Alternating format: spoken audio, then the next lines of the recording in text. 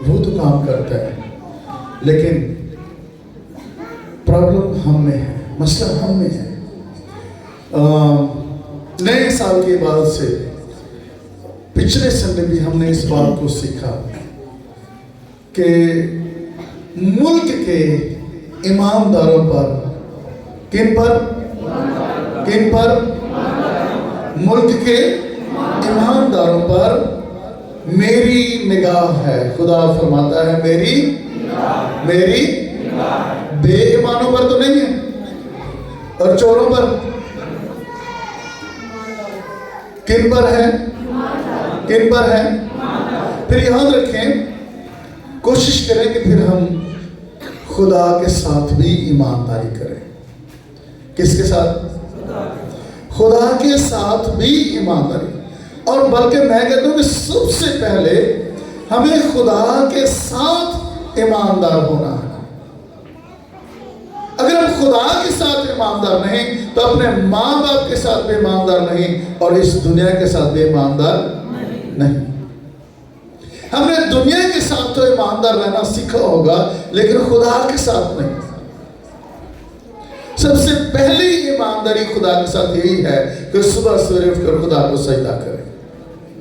दूसरी ईमानदारी यह है कि खुदा का वक्त खुदा को दें। सबसे पहला दर्जा खुदा को दें।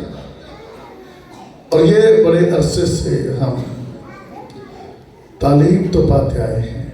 जरा गौर करें कि जो लेट आते हैं, क्या ख्याल है कि अगर एक बंदा 11 बजे आया है तो उसने खुदा के वक्त की चोरी नहीं कर ली है जी? तो जो 11:30 बजे आया है उसने क्या किया? लेट और जल्दी जाओ। आज एक बात याद रखें कि ये दिन खुदा ने हमें दिया है। 6 दिन खुदा ने काम कारोबार के लिए दिए हैं, और इस दिन 7वें दिन हमने खुदा की इबादत करना है।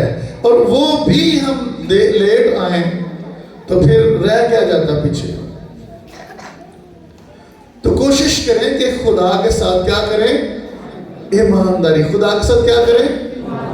खुदा के कलाम को पढ़ने की ईमानदारी, खुदा के हुजूर दुआ में बैठने की ईमानदारी, खुदा के साथ ईमानदारी करें, क्योंकि खुदा की निगाह मुल्क के ईमानदारों पर है, बेईमानों पर। ईमानदारों का सबसे बड़ा मसला ईमान में गिरना है।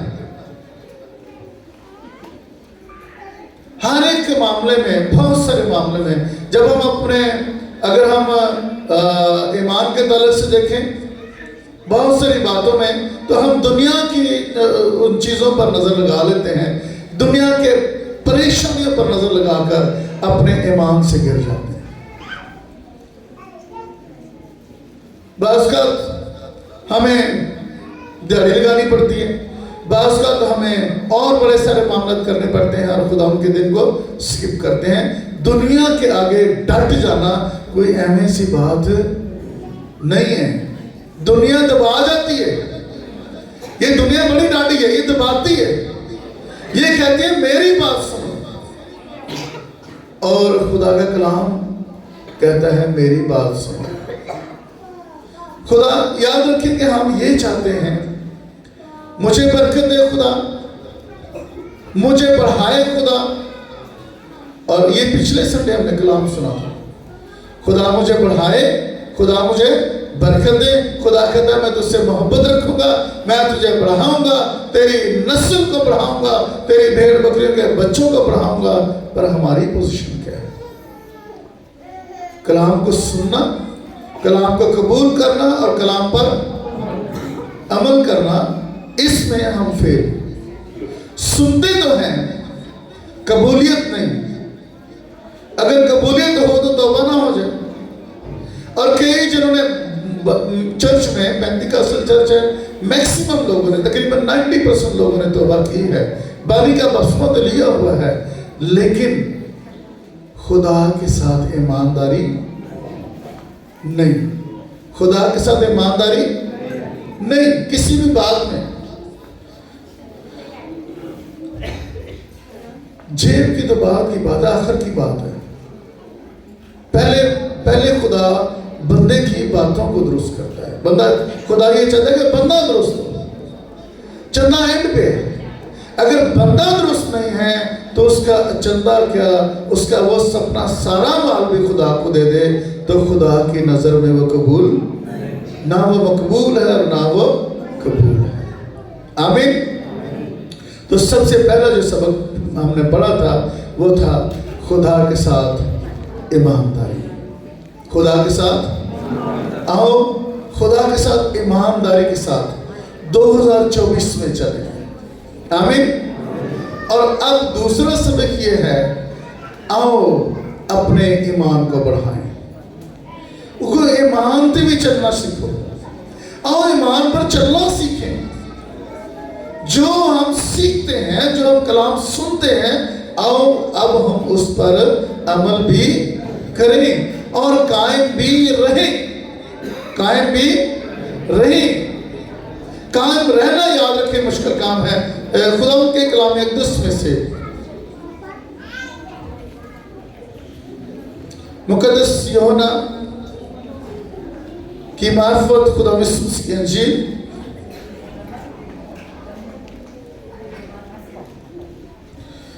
उसका 14 बाब और उसकी 12वीं आयत से 14वीं आयत तक कलाम अक़दस में से तलावत सुनेंगे। कलाम अक़दस में ये मरकूम है,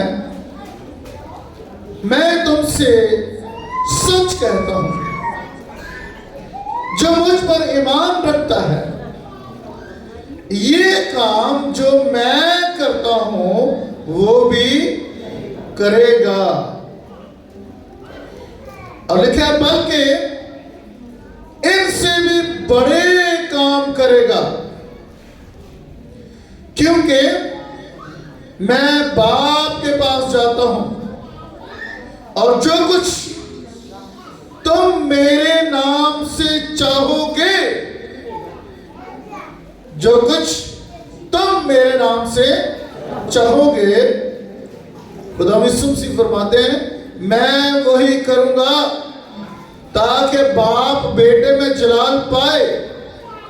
अगर मेरे नाम से मुझसे कुछ चाहोगे तो मैं वही करूंगा, तो मैं वही करूंगा। आमीन। हालेलुया। खुदा के कलाम के पढ़े और सुने जाने पर खुदा उनका शुक्र हो, खुदा उनकी बरकत हो। आइए दुआ करें। कुदूस खुदा कादर आसमान और ज़मीन के खालिक का मालिक रब्बुल फाज लश्कर के खुदा, मैं क्या हूँ और मेरी एक हिकमत क्या है कि आपके कलाम को बयान कर सकूं। मेहनत करता हूँ लश्कर के खुदा, मेरे होठों, मेरे जहन, मेरी सोचों, आसमान बाप इसका जिम्मा तेरे पाक के कंट्रोल को देता हूँ। मेहनत करता हूँ लश्कर के खुदा, तेरा पाक रूह हम सब पर बड़ी कुदरत और बड़ी कसरत से ठहर जाए। आसमानी बाप लश्कर के खुदा, तेरे पाक रूह के वसीला से आसमानी बाप आज हम इस कलाम को समझें, सुने, कबूल करें और रजू लाएं और आसमानी बाप इस पर अमल करें, ताकि आसमानी बाप तेरे बेटे यीशु मसीह के नाम से जो कुछ हम मांगे हमें मिलता जाए। और हम आसमानी बाप ना सिर्फ इस 2024 के साल में जब तक जिंदगी है खुदाबंदी की जिंदगी बसर करें, ताकि तेरा नाम जलाल पाए, अपनों को बड़ी बरकत दे। मांगते और बात अपने खुदा यीशु मसीह के वसीला से, आमीन। हालेलुया। सो आज जो पहली दफा हमारे साथ इबादत में शरीक हैं वो जरा अपना हाथ ऊंचा करें, जो पहली दफा इबादत में शरीक हैं हमारे साथ। तो आइए हम इस बेटे को और जितने भी आज हमारे दरमियान मौजूद हैं पहली दफा जोरदार तालियों के साथ वेलकम करते हैं।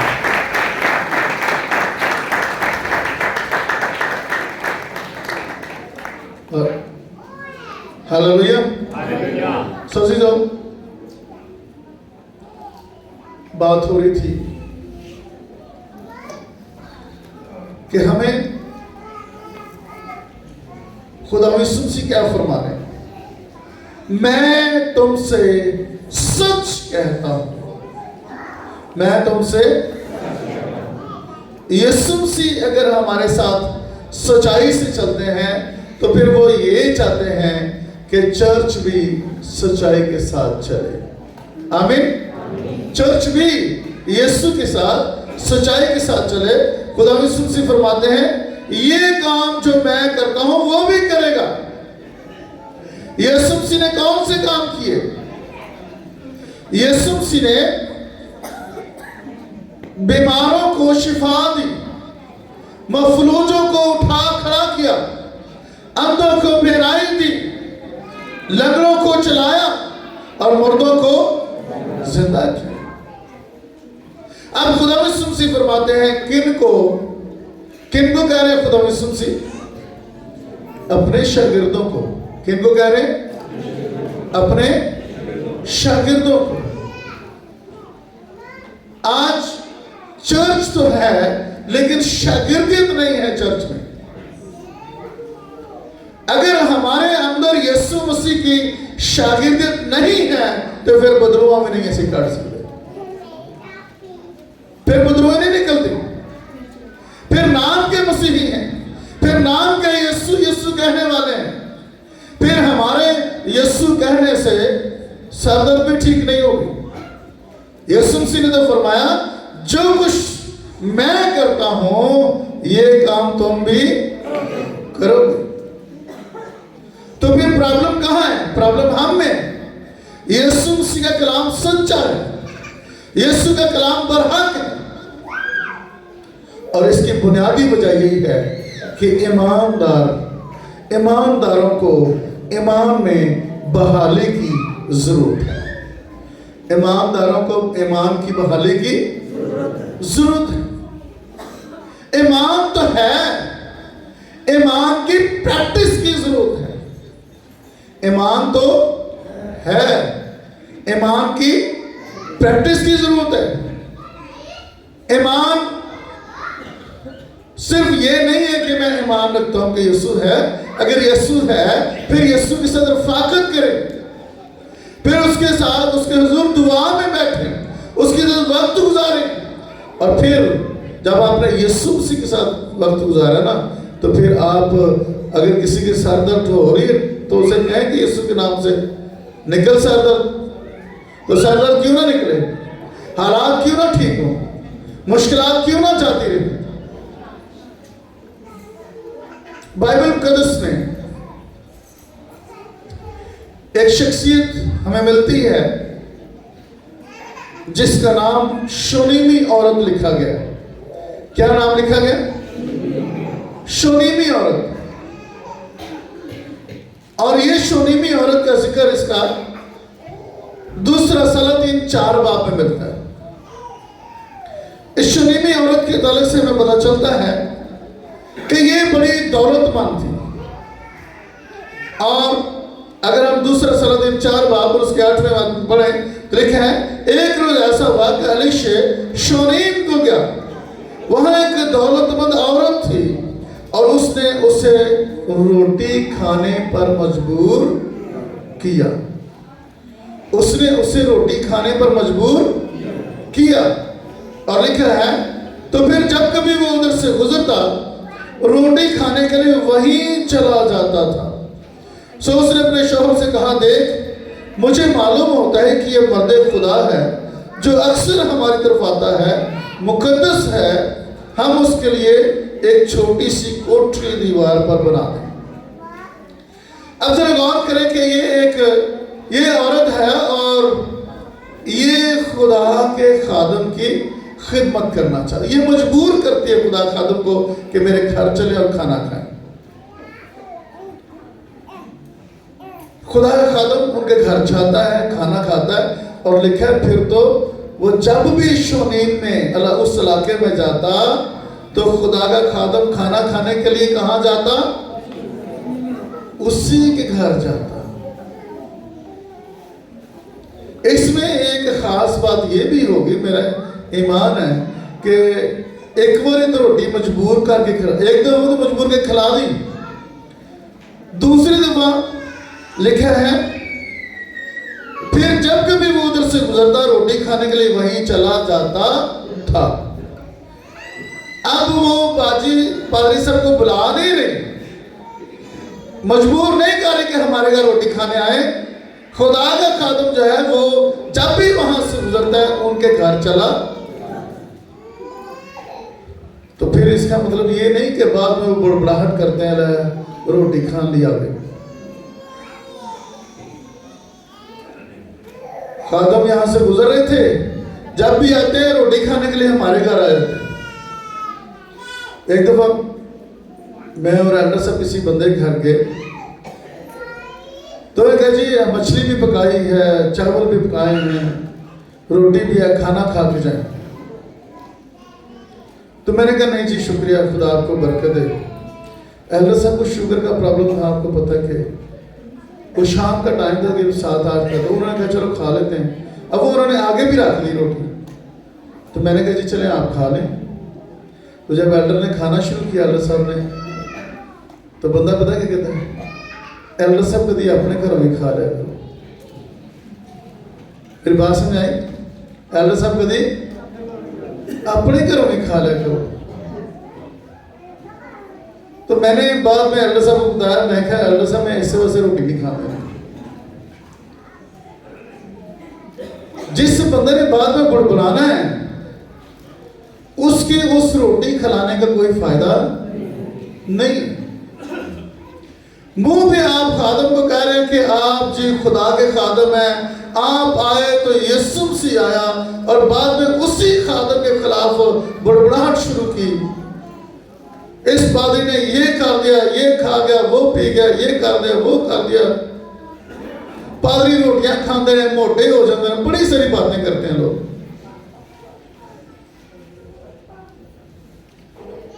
तो याद रखें, अगर बुड़बुड़ाहट करनी है तो फिर मत खिलाएं। लिखा है, मेरा यकीन है कि ये औरत वाकई अकीदत के साथ, एहतराम के साथ इस खादम को खाना खिलाती है। और फिर अगली बात देखें कि ना सिर्फ एक खाना खिला रही है बल्कि उसके रहने की फिक्र कर रही है। इतनी दूर से ये खुदा खादम आता है, इसके पास यहाँ रहने की कोई जगह, थका होगा, उस वक्त पैदल दुनिया चलती थी, ये खुदा खादम कहाँ आराम करता होगा। तो बेहतर यह है, लिखा है कि उसने उसके लिए क्या किया, हम उसके लिए एक छोटी सी कोठरी दीवार पर बना दें और उसके लिए एक पलंग और मेज और चौकी और शमादान लगा दें। अब देखिए, वो उससे आगे सोच रही है कि ये खुदा का खादम है, ये थका हुआ आता है, हम खाना तो खिलाते हैं, अब इसकी आराम की फिक्र करें। इसके लिए एक कोठरी बनाए, एक कमरा बनाए, और उस कमरे में एक पलंग, शमादान और मेज भी रख दिया। इसने कोई मुतालबा नहीं किया। ये इसके बारे में पता चलता है कि ये दौलतमंद थी लेकिन बे औलाद थी, इसकी औलाद नहीं थी। और मुझे ऐसा लगता है जैसे ये मायूस हो चुकी थी क्योंकि उम्र ज्यादा हो गई थी। ये मायूस से इसलिए इसने खुदा से, खादम से ये नहीं कहा कि मुझे औलाद चाहिए। शायद ये समझते हो कि अब औलाद नहीं हो सकती, मेरी शादी को कई वर्ष गुजर गए। और कलाम में लिखा है कि इसके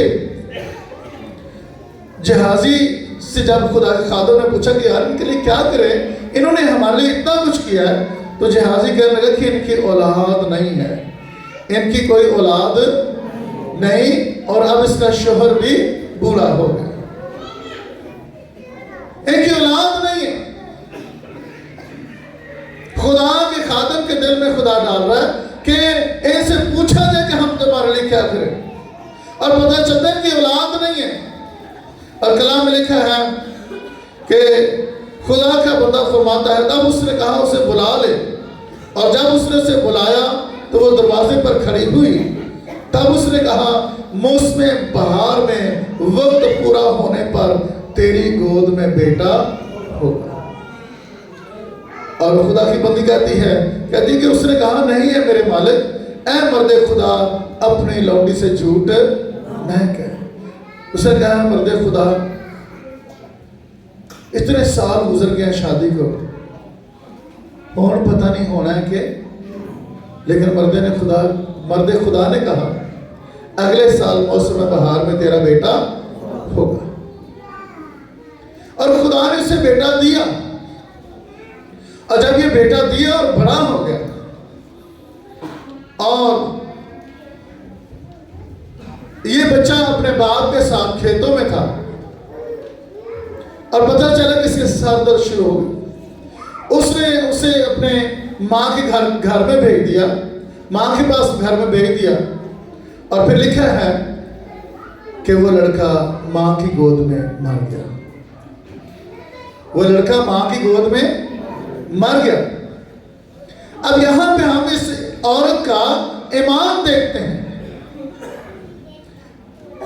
पहले ये मायूस हो चुकी थी कि अब मेरा बेटा नहीं होगा, शोहर बूढ़ा हो चुका है, लेकिन अब जब इसका बेटा मरा है तो अब उसका ईमान है कि जो खुदा बुढ़ापे में उम्र रसीदगी की हालत में मुझे बेटा दे सकता है, वही खुदा मेरे बेटे को दोबारा जिंदा कर सकता है।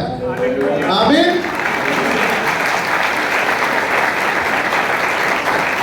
अब इसका ईमान देखें, ये उस बेटे को मर्दे खुदा के खादम के कमरे में लेके जाती है और उसके बेड पर लटा देती है। ये अपने शोहर तक को नहीं बताती कि बेटा मर गया है।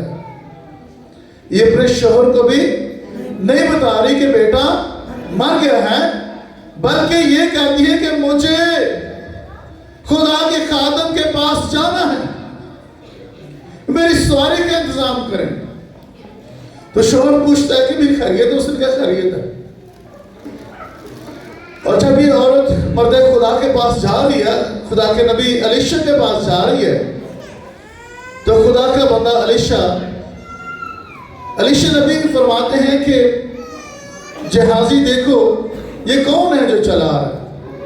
उसने कहा कि जी मुझे वो औरत शोनीमी औरत नजर आती है। उसने कहा कि जाओ बाहर की जाओ पूछ के खरीद है।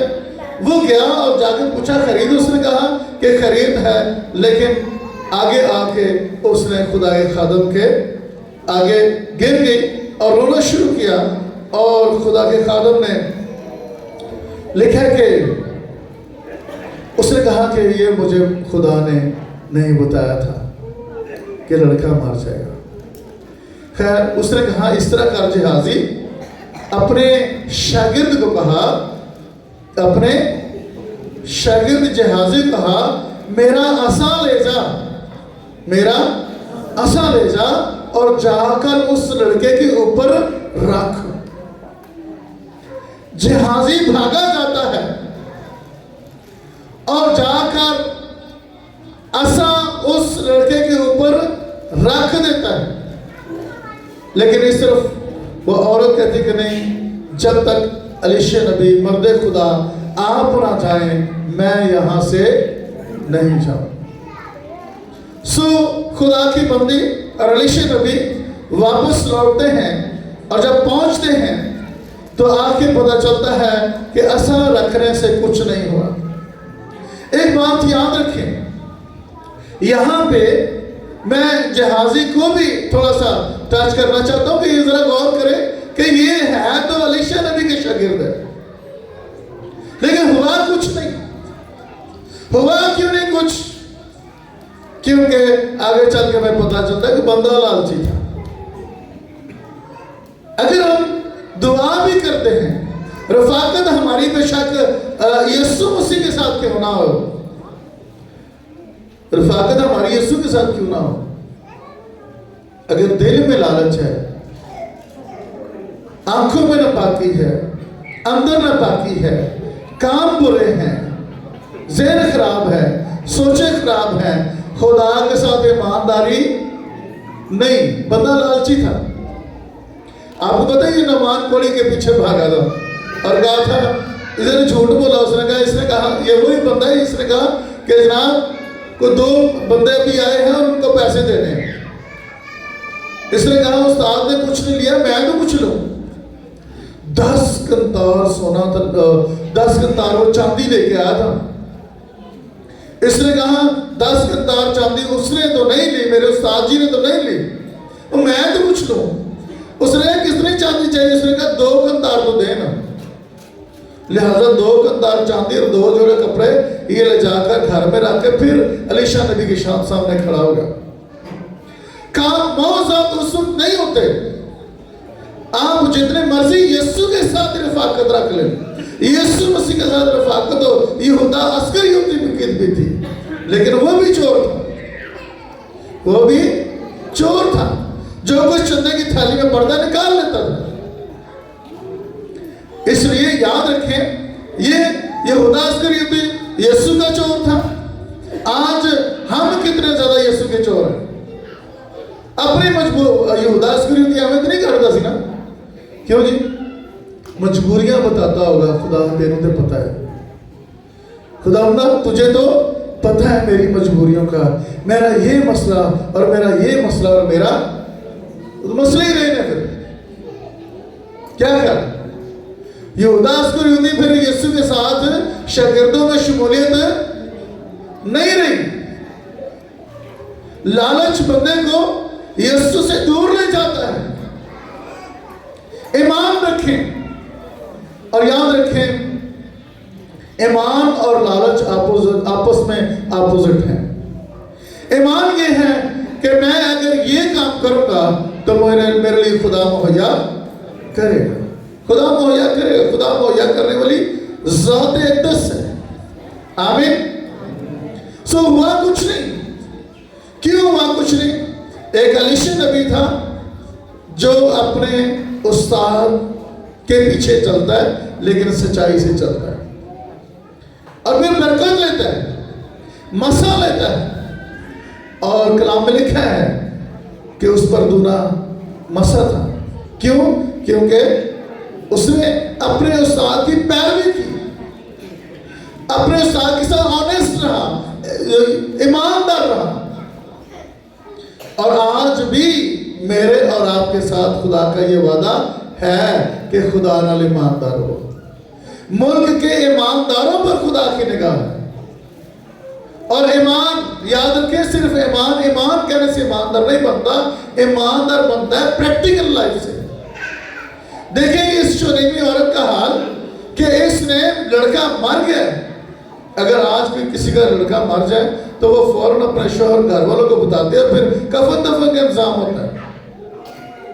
इतनी बड़ी टेंशन परेशानी बनी है, लेकिन उसका ईमान था कि मेरा खुदा जिंदा है। जिसने मेरे खुदा ने मुझे बेटा दिया है वही बेटा मुझे दोबारा देगा। ईमान रखे अपने खुदा पर। और फिर लिखा है अलीशा नबी वहां पे आए हैं और यहां पे अब अलीशा नबी की भी जरा ईमान की देखिए कि ईमान की प्रैक्टिस, जहां पे खुदा की बंदी शूनेमी औरत की ईमान की प्रैक्टिस है, वहां अलीशा नबी की ईमान की प्रैक्टिस है। लिखा है कि खुदा का बंदा जो है वो जब उसके घर आया, जब अलीशा उस घर में आया तो देखो वो लड़का मरा हुआ उसके पलंग पर पड़ा था।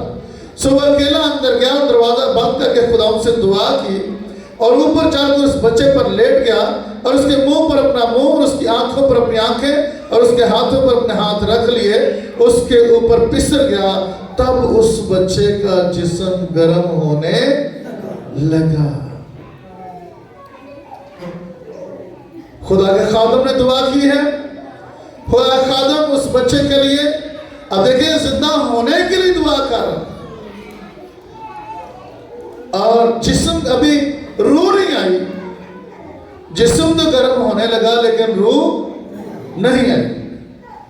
लिहाजा लिखा है फिर वो उठकर उस घर में एक बार टहला।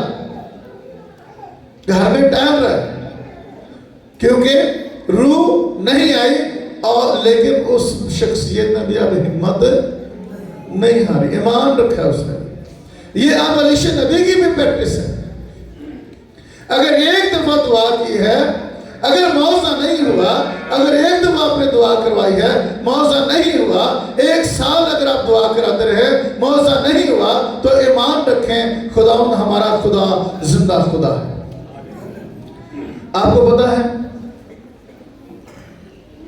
कि खुदा ने अपने बंदा अब्राहम को कहा कि अब्राहम, मैं सारी जो तेरी बीवी है, अब तू उसको सारी ना पुकारना, अब तो उसे सारा कहना, क्योंकि मैं उसके बदन से भी तुझे एक बेटा दूंगा और तू उसका नाम इसहाक रखना। तो कलाम में लिखा है कि खुदा का बंदा दिल में हंसा और कहता कि खुदावंद, मैं 99 साल का और सारा 90 साल की, अब वो भी बूढ़ी है, मैं भी बूढ़ा हूं, क्या हमारे औलाद हो सकती है सारा से? तो उसने कहा खुदावंद, अब तेरे हुजूर बेहतर यह है कि जो बेटा तूने मुझे दिया है वही जीता रहे। मेरी बात समझ आ गई? इससे पहले जो बेटा था हाजरा से, कहने लगे खुदा वही जीता रहे, लेकिन खुदा ने फरमाया नहीं, मैं सारा से भी तुझे बेटा दूंगा, तो उसका नाम इसहाक रखना और मैं अपना अब्दी अहद उससे बांधूंगा। और पैदाइश 18 बाब में लिखा है कि खुदा की बंदी सारा भी हंसी थी, खुदा की बंदी सारा भी, क्योंकि जब खुदा अपने 2 फरिश्तों के साथ अब्राहम से मिलने आया और अब्राहम ने कहा कि जनाब बैठिए, मैं आपके लिए खाने का इंतजाम करता हूँ। और जब उसने खाना बनाया और खाना खा रहे थे, खाना खाते हुए खुदा ने अपने बंदा अब्राहम से कहा, अब्राहम, मौसम बहार पर मैं फिर आऊंगा और तेरा सारा से बेटा होगा। और कलाम में लिखा है सारा हंसी, सारा हंसी कि क्या मुझे बुढ़ापे में बेटा, 90 साल की औरत के खुदा कह रहा है कि तुझे बेटा होगा। लेकिन खुदा ने कहा कि सारा हंसी और सारा मुकर गई कि मैं नहीं हंसी। सोचिए, खुदा ने सारा को बेटा दिया, खुदा ने सारा को बेटा दिया। खुदा मौसाद का खुदा, खुदा कुदरत वाला खुदा, खुदा कुछ भी कर सकता है। ये मान समझे, ये अपने ईमान को कमजोर मत होने दे, ईमान को कमजोर मत होने दे, अपने ईमान को बढ़ाएं। जो कुछ आपने खुदा के आगे रखा है, खासतौर पर 2024 में आप खुदा के आगे जो भी टारगेट लेके आए हैं, अपने ईमान को बढ़ाएं और खुदा से कहें कि खुदा शुक्रगुजार करता हूं, पिछले सालों में अगर तूने मुझे नहीं दिया तो इस साल तू मुझे देगा। आमीन। इस साल 2024 में तूने मुझे दे दिया है। खुदा यीशु मसीह ने फरमाया, अगर तुम ईमान से कहो, पहाड़ से कहो, यहां से उठकर कर समंदर में जा पड़, तो तुम्हारे लिए ऐसा अगर हो जाएगा। तो प्रैक्टिस किसने की है? ईमान पर चल के देखा किसने? ईमान पर चलता कौन है? ईमान पर चले। यीशु मसीह हमसे यही चाहते हैं, ईमान पर चले। खुदा का बंदा अलीशा नबी एक दफा उस बेटे के लिए दुआ कर चुका है। बेटे का बदन तो गर्म हुआ, लड़के का बदन तो गर्म हुआ है, लेकिन लड़का उठा नहीं, लड़का उठा नहीं है, लड़के के अंदर रूह नहीं आई, लड़के की नब्ज चलना शुरू नहीं हुई। और खुदा के खादम ने भी फिर हिम्मत नहीं हारी, वो फिर दोबारा उस पर लेटा, वो फिर दोबारा उसके लिए दुआ करता है। और कलाम में लिखा है कि जब फिर दोबारा दुआ होती है और खुदा का खादम उस बिस्तर से उतरता है, तो लिखा है लड़के ने 7 छींकें मारी और लड़का उठकर बैठ गया और खुदा ने अपने नबी की दुआ को सुना, क्योंकि खुदा हमारा खुदा जिंदा खुदा है, मौजूद का खुदा है। परेशान ना हो, एक बार दुआ अगर नहीं कबूल हो परेशान ना हो। अगर एक दुआ की मौका नहीं हो तो परेशान ना हो, दुआ करते रहे, हिम्मत मत हारे, दुआ करते रहे। आमीन। आज हमने ईमान की बोली बोलनी है और ईमान से कहना है कि खुदावन हमारे ईमान को बढ़ा, खुदावन हमारे ईमान को बढ़ा। आमीन। हालेलुया। एक बात याद रखें, जो हमने तिलावत विर्द किया है।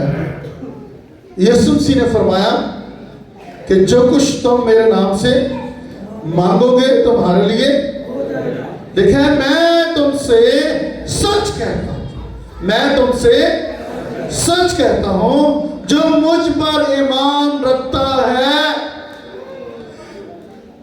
कौन है यहां पे जो ईमान नहीं रखता? कोई है ऐसा बंदा, कोई ऐसी बंदी जो यीशु पर ईमान नहीं रखता? यीशु मसीह फरमाते हैं जो मुझ पर ईमान रखता है, लिखा है ये काम जो मैं करता हूं, ये काम जो मैं करता हूं, लिखा है वो भी करेगा, बल्कि इससे बड़े बड़े काम करेगा। ये बोलने वाला कौन है? ये बोलने वाला कौन है? यीशु। आमीन। ये फरमाने वाला कौन है? यीशु। एक बात याद रखें, जब यीशु मसीह बोलता है तो मुर्दे भी जिंदा होते हैं। आमीन। जब यीशु मसीह बोलता है तो मुर्दे भी जिंदा होते हैं।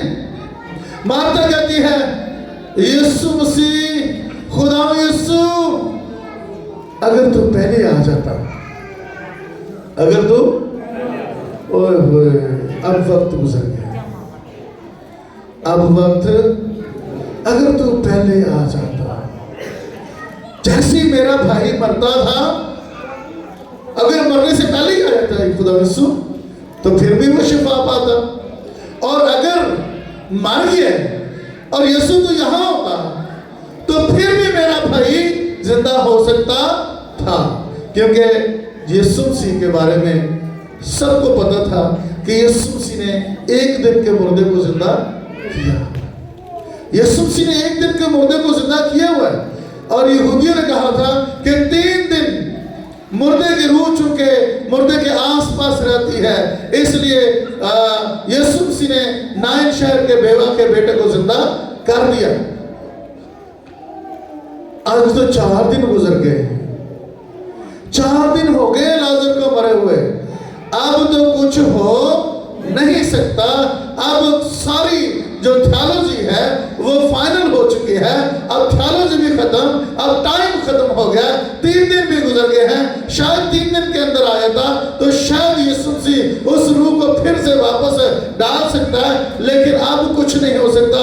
अब यीशु कुछ कर नहीं सकता। लेकिन यीशु मसीह ने ना सिर्फ मार्था के ईमान को बढ़ाने के लिए, बल्कि आज मेरे और आपके ईमान को भी बढ़ाने के लिए यीशु ने वो 3 दिन गुजरने दिए, 4 दिन होने दिए, ताकि मुझे और आपको बताए और हमारे ईमान को बढ़ा दे कि यीशु के नजदीक टाइम की कोई वैल्यू नहीं है। टाइम यीशु के इख्तियार में है। यीशु जब भी बोलता है जिंदा मरदा जिंदा होता है। यीशु जब भी फरमाता है मुर्दे जिंदा हो सकते हैं। ये तो 4 दिन का मुर्दा है, ये तो 4 दिन का मुर्दा है। यीशु मसीह खुदा का बेटा अब जब इस दुनिया में आएगा तो ना सिर्फ वो जो उन्हीं दिनों में मरे, बल्कि वो जो कभी सदियों से मरे हुए हैं वो भी जिंदा हो जाएंगे, क्योंकि यीशु मसीह नासरी ने फरमाना है।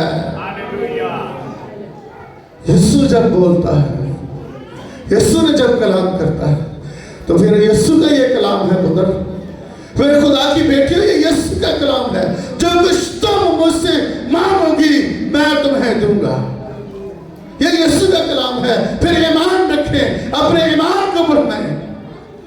यीशु ने फरमाया मैं तुमसे सच कहता हूं, मैं तुमसे सच कहता हूं, जो मुझ पर ईमान रखता है ये काम जो मैं करता हूं वो भी करेगा, बल्कि उनसे भी बड़े बड़े काम करेगा।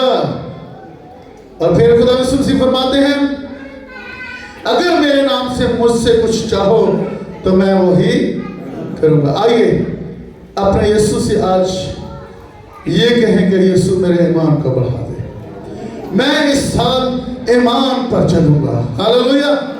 मैं ईमान पर चलूंगा। मैं ईमान पर चलूंगा और मेरे ईमान को बढ़ा दे। आइए अपने कदमों पर खड़े हो जाए। हालेलुया, थैंक यू लॉर्ड, तू भला है। और खास तौर पर जितनी बेटियों और बेटों ने दुआ करानी है वो भी आ जाएं, और दोस्तों से गुजारिश हुआ आए और यही गीत फिर हम गाएंगे, यहोवा यहोवा यहोवा यहोवा, मेरा यहोवा, आपका यहोवा जिंदा खुदा है। यहोवा का नाम यीशु मसीह नासरी है। आइए उस पर ईमान रखें। Hallelujah, hallelujah, thank you Lord.